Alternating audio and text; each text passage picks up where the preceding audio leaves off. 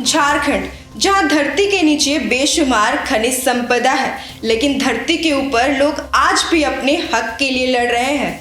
पहाड़ों से घिरे गांव में भी सरकार की योजनाएं कागजों में है और विकास का पहिया वहीं अटका पड़ा है। बात हो रही है पेसा कानून की, जो आदिवासी समाज की हक और रक्षा के लिए बनाया गया था, लेकिन झारखंड में अब तक लागू नहीं हो सका। आखिर क्यों? सरकारें इस पे खामोश क्यों है? अब जब हाईकोर्ट ने भी इसका आदेश दे दिया है, तो क्या सच में कुछ बदलेगा? आइए समझते हैं। पेसा कानून, जिसकी झारखंड में तलाश आज भी जारी है।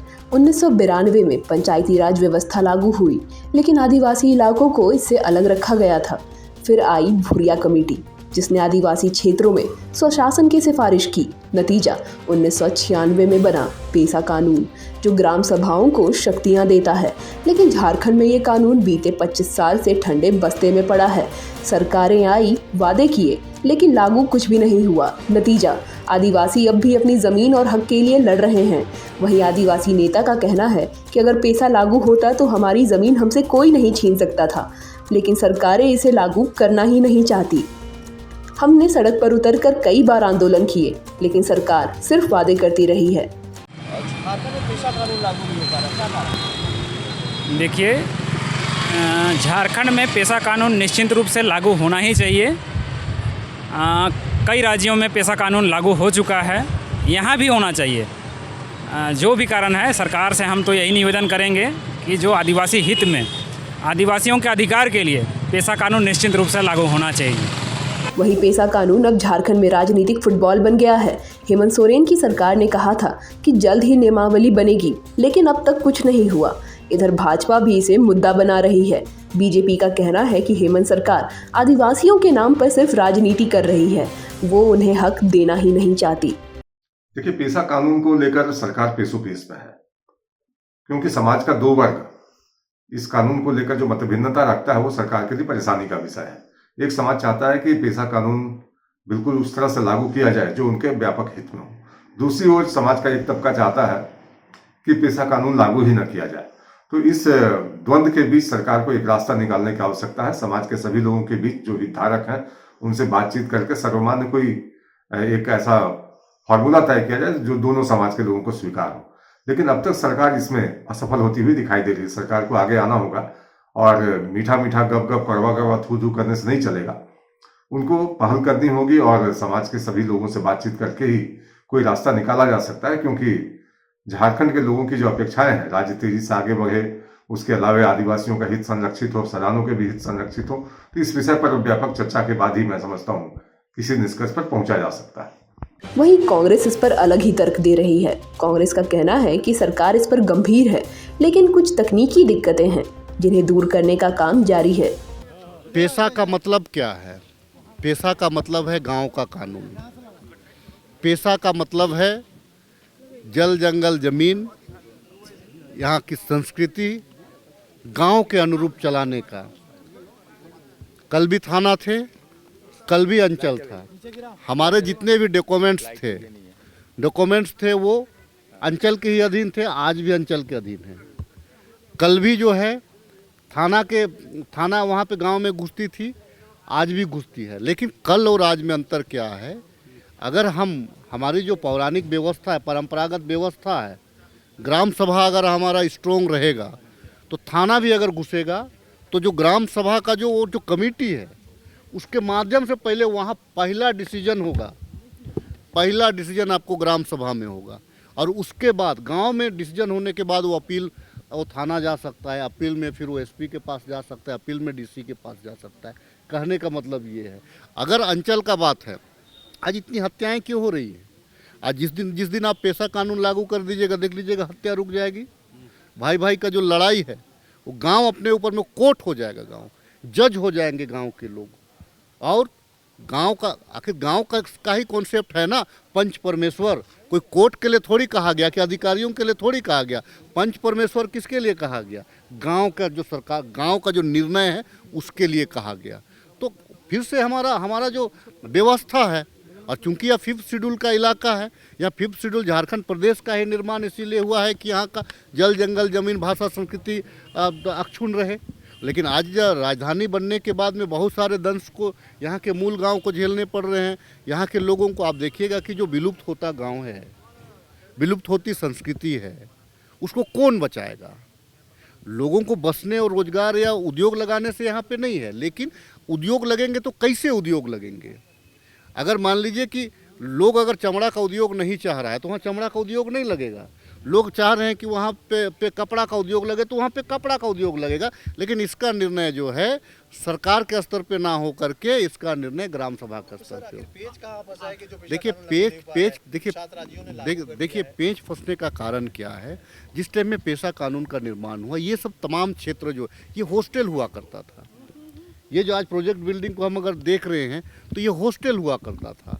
वहाँ पे अगर हम देख रहे हैं तो रशियन हॉस्टल हुआ करता था, तो वो हॉस्टल हुआ करता था। लेकिन आज के परिस्थिति में क्या है? ये प्रोजेक्ट बिल्डिंग है। आज के परिस्थिति में क्या हुआ? पुराना विधानसभा है।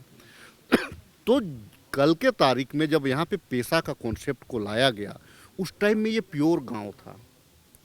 यहाँ प्योर जल जंगल जमीन की बात होती थी।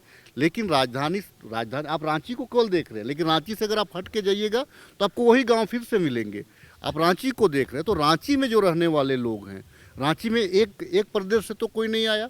यहाँ कल बिहार से तो लोग नहीं आया, यूपी से तो लोग नहीं आया, उड़ीसा से भी लोग आए, छत्तीसगढ़ से भी लोग आए, आंध्र प्रदेश से भी लोग आए, दिल्ली से भी लोग आए, हरियाणा से भी लोग आए, राजस्थान से भी लोग आए। तो अब जो क्या है कि यहाँ पे चूंकि अधिकारी यहाँ के लोग बहुत कम हैं, आईएएस बहुत कम है, तो यहाँ के जो ब्यूरोक्रेट्स हैं, यहाँ के ब्यूरोक्रेट्स जो हैं वो नहीं चाहते हैं जो सच्चाई ये चीज़ है। क्योंकि ब्यूरोक्रेट्स ये नहीं चाहता है कि चूंकि उनका जो पावर है वो कहीं ना कहीं थोड़ा सा ऊपर आईएएस आईपीएस का वो कहीं पे उच्छिन्न नहीं हो रहा है, लेकिन जो है कि निचला लेवल का जो भ्रष्टाचार है वो समाप्त हो जाएगा। क्योंकि पहला कोर्ट तो हम घर में ही कर रहे हैं ना, पहला कोर्ट हमारा घर में हो रहा है, पहला डिसीजन हमारा घर में हो रहा है। उसके बाद में अगर ऊपर जिसको जाने का इच्छा रहे न्याय के लोग जा सकते हैं। तो अब चूंकि हम राजधानी में रह रहे हैं तो यहाँ जो संथाल का अलग कॉन्सेप्ट है, आपको कोल्हान का अलग कॉन्सेप्ट है, दक्षिणी छोटा नागपुर का अलग कॉन्सेप्ट है, उत्तरी छोटा नागपुर का अलग कॉन्सेप्ट है। तो अभी जो है यहाँ पे जितने भी कैबिनेट के लोग हों या जितने भी आपको उनके जो सेक्रेटरी वगैरह हों, तो उनको पहले इस पेशा को समझने का ज़रूरत है कि आखिर पेशा क्यों लगाया गया था। और मैं पेशा का पक्षधर हूँ, पेशा अगर लग जाएगा, पेशा कानून अगर यहाँ लागू हो जाएगा तो आपको मैं बता दे रहा हूँ, यहाँ जितना भी आप लोग जो छापते हैं या ज़मीन का लूट, यहाँ हत्या, ज़मीन को लेकर के हत्या, यहाँ पे अतिक्रमण, ये तमाम चीज़ समाप्त हो जाएगा। अब समझने वाली बात ये है कि क्या सच में पेशा कानून गांव की तस्वीर बदल पाएगी? कोई दो राय नहीं है कि झारखंड में भूमि अधिकार एक बड़ा मुद्दा रहा है। छोटा नागपुर कष्टकारी अधिनियम और संथाल परगना कष्टकारी अधिनियम आदिवासियों को जमीन वापसी का हक देते हैं। ऐसे में सीपीएम का कहना है कि इस तरह गाँव को खुद फैसले लेने की ताकत मिलेगी, लेकिन सरकारें डरती है कि कहीं इससे उनकी सत्ता खतरे में ना पड़ जाए। देखिए, इसका मूलतः कारण क्या है? यहाँ पर जो 6th शेड्यूल एरिया है, जब से गवर्नमेंट बनी है, बीजेपी की गवर्नमेंट ईमानदारी से पेशा कानून को देश में लागू नहीं करना चाहिए, झारखंड में लागू करने का तैयार नहीं।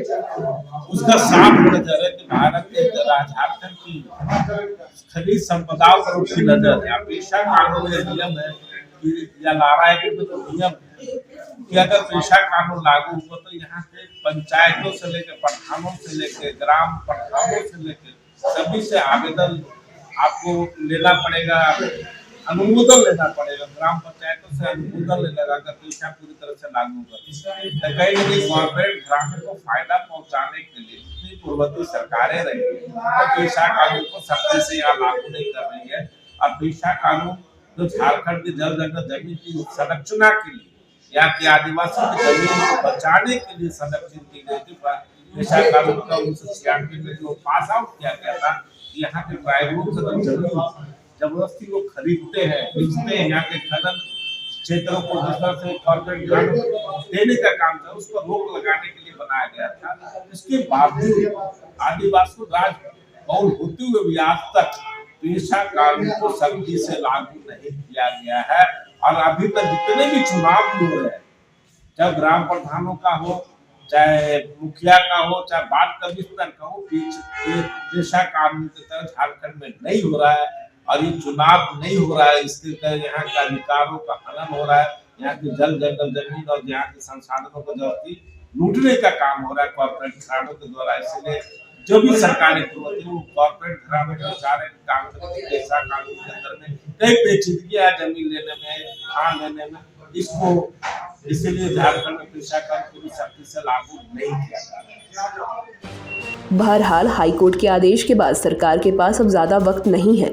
अगर पेशा कानून लागू होता है तो आदिवासियों के गांव की तस्वीर बदल सकती है, लेकिन सवाल अब भी यही है, क्या सरकार इसे लागू करेगी या फिर ये भी एक और चुनावी वादा बनकर रह जाएगा।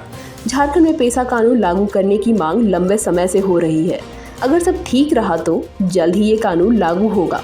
बताते चले, खूंटी, गुमला और सिमडेगा जैसे इलाकों में पथलगड़ी आंदोलन इसी हक की लड़ाई का हिस्सा था। अब देखना होगा कि सरकारें सच में आदिवासियों को उनका हक देगी या फिर पेशा सिर्फ कागजों में ही सिमट कर रह जाएगा। रांची से न्यूज़ अलर्ट इंडिया के लिए सहयोगी नवल के साथ कुमार कामेश की रिपोर्ट।